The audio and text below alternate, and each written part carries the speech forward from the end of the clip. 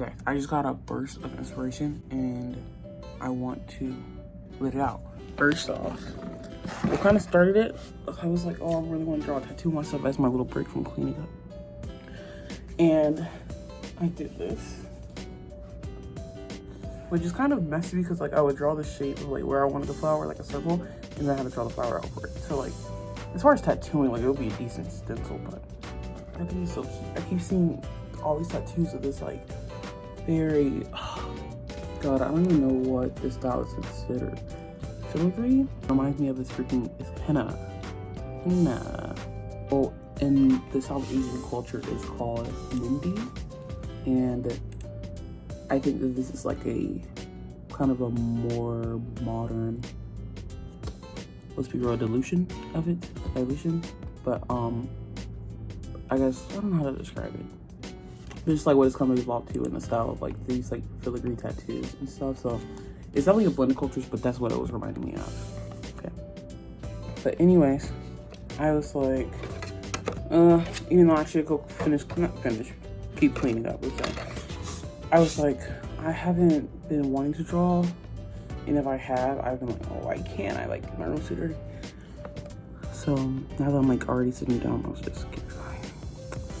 While I was Pinterest surfing, I literally see so many cute things that I would love to draw.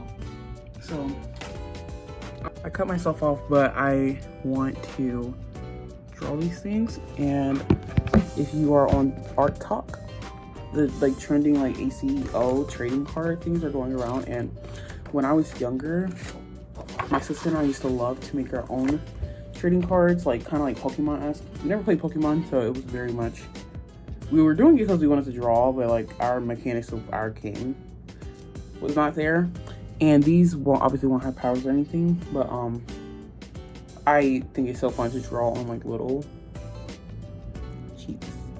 So I'm thinking, I wasn't going to cut them out first, but I might go ahead and cut them out, and then I'm going to doodle for you guys and for me and for us.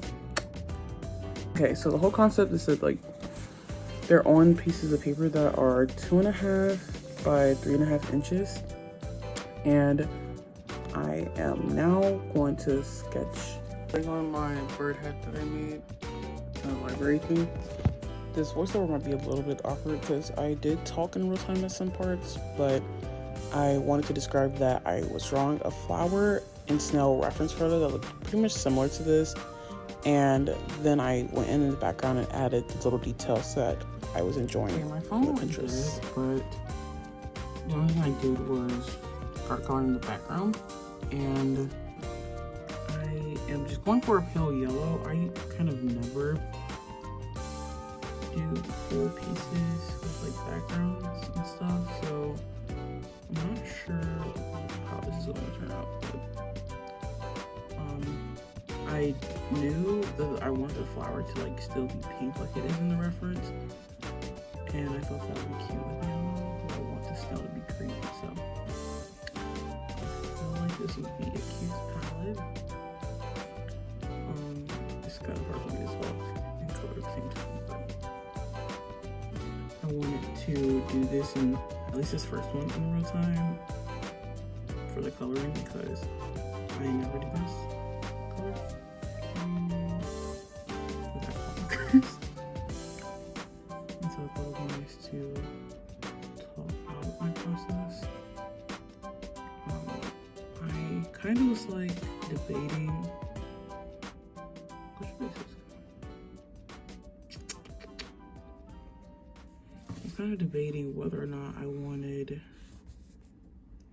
the background elements to have a layer of this color on them, because I kind of want to push them back more. So let's do that.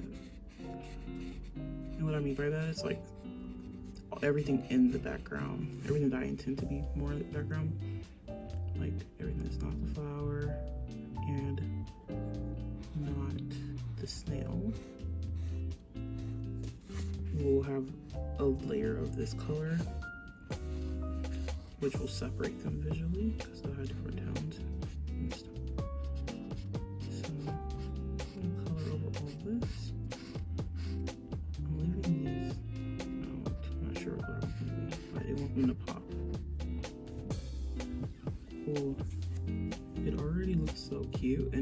much easier to do a background when, I hope the whole thing wasn't out of focus. Sorry, a good bit of that was out of focus. I'll try to do what teaching is. So, I have a pink, and then I have a green, which I'm hoping are kind of pale, but now that I'm looking at them, they kind of don't seem that pale. As far as the pink goes, it doesn't matter as much, but I want to see if I can get a paler green and pink to start layering for the snail and the flower. And then for this, I'm thinking like maybe like a dark brown, a fuchsia-y brown.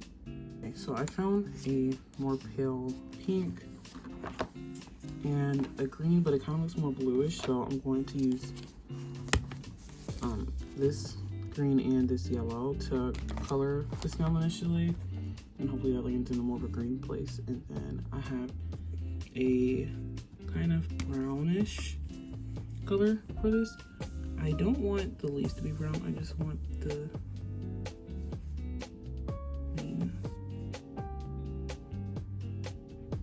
stem to be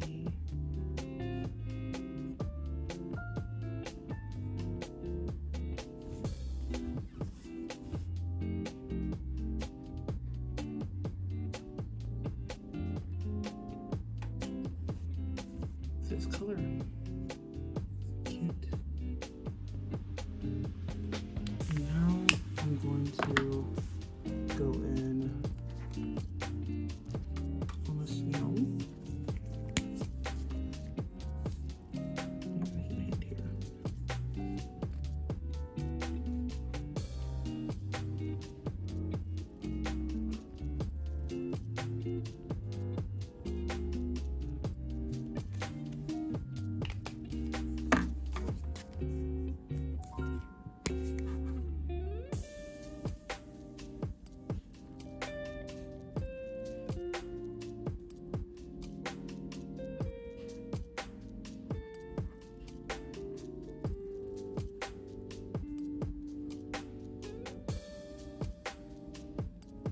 Super cute, and I'm hoping that once I do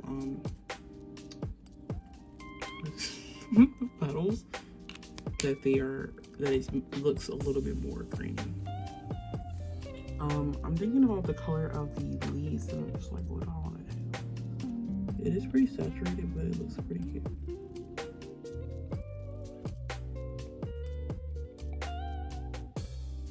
Peach vibes, but almost like, I guess like tropical. Like, it's not super common to see plants with these like this.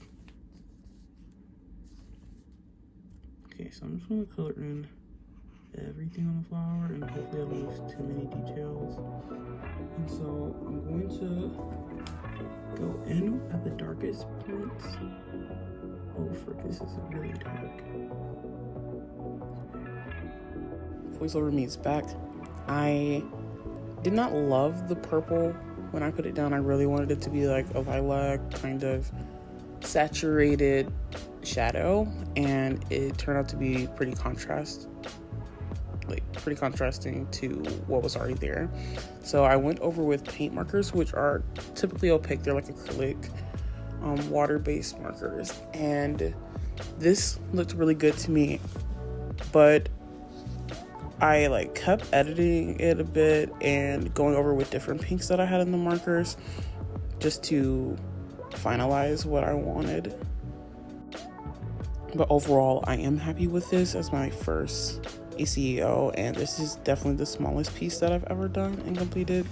So that's fun, and I listed it on my Etsy at monthly888.